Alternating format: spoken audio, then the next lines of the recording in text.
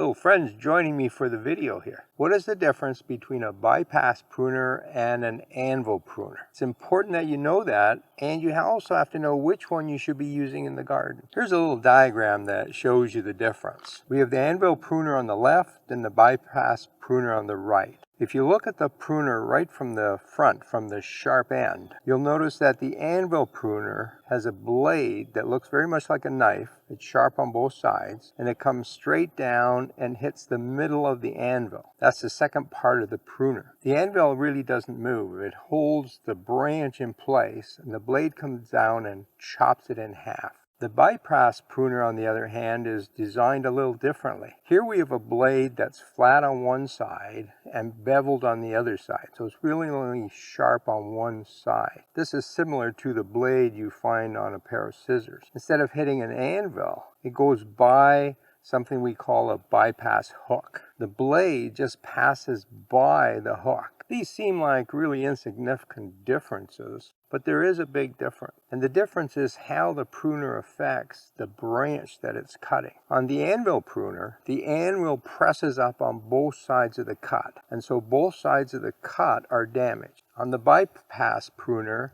you only damage one side of the cut. You damage the side that's near the hook. The blade side is undamaged. And this is really the secret to which one you should be using. If you're pruning living wood, you should be using the bypass pruner. It does the least amount of damage to the piece of wood that's remaining after you make the cut. And we don't really care if we damage the piece that we're removing. Anvil pruners are better for cutting dry wood.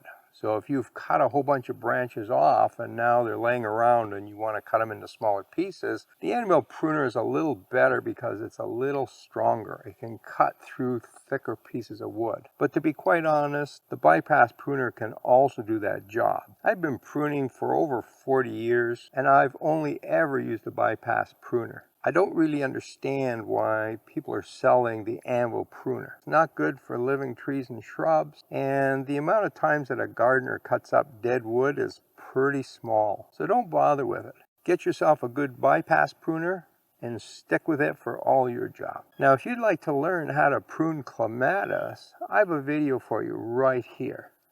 Timing of those prunings is critical. And if you're wondering, how do I make a proper cut with a pruner? And many of you are doing it wrong. Have a look at this video right here.